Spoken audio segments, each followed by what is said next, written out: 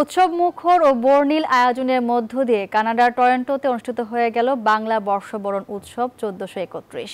তুষার আবৃত কানাডার কর্মময় একঘেয়েমি জীবন থেকে বেরিয়ে এসে প্রবাসী বাঙালিদের সারাদিন ব্যাপী আনন্দ উৎসবে পরিণত হয়েছিল এক খণ্ড বাংলাদেশে। কানাডা থেকে লাইলা সেরনিয়াবাতের তথ্যচিত্রে ডেস্ক রিপোর্ট।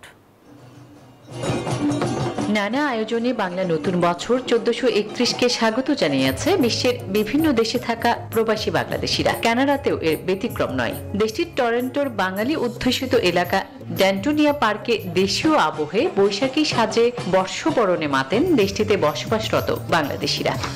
দেশের মাটিতে আপনারা সুন্দরভাবে আমাদের যে সমৃদ্ধ সংস্কৃতি আছে সেটা প্রসারের জন্য কাজ করবেন, সেটাই হলো আমাদের সরকারের প্রত্যাশা।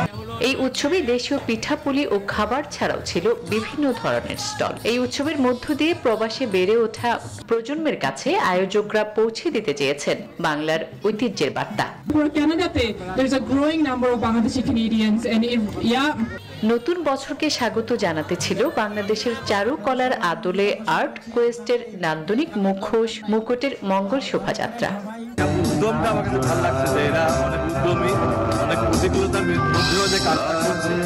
দিনব্যাপী প্রাণের মেলায় পদ্মা যমুনা মিলনের মতোই প্রবাসী বাঙালিদের পাশাপাশি ভিন দেশিরাও যোগ দেন। This is the real new year. I feel it in the air, and this is why it is so special for the Bangla, Tamil, Nepali, so many communities and Desi communities that are celebrating this. So it's good. বিকাশে কম খরচে cash আউটের limit বেড়ে 50,000, প্রিয় এজেন্টও 2টা। বাঙালির চিরাচরিত বৈশাখী আড্ডা আর লোকে লোকারণ্য মুখরিত গানের সুরে, কবিতার ছন্দে, নাচের মুদ্রায় কোথাও যেন ঘটেনি ছন্দপতন।